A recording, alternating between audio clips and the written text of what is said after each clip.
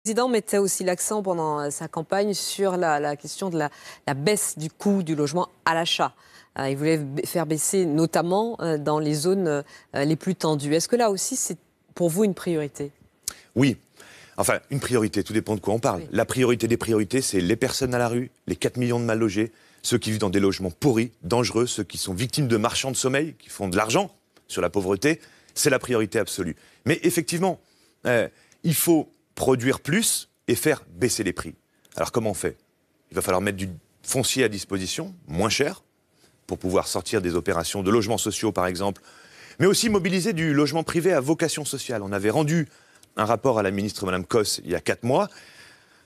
On peut faire une mobilisation donnant-donnant à des propriétaires qui disent « Ok, moi je le loue moins cher que le marché, à des personnes en difficulté, et en contrepartie, j'ai des avantages fiscaux, j'ai une sécurisation. » Donc ça, c'est un premier enjeu. Mais le temps qu'on arrive à construire ce que veut faire M. Macron, c'est-à-dire construire beaucoup dans les secteurs tendus et que ça puisse faire baisser les prix à terme, pendant ce temps-là, il faut faire baisser les prix rapidement. D'où l'encadrement des loyers qui peut être jugé comme étant nécessaire de façon transitoire.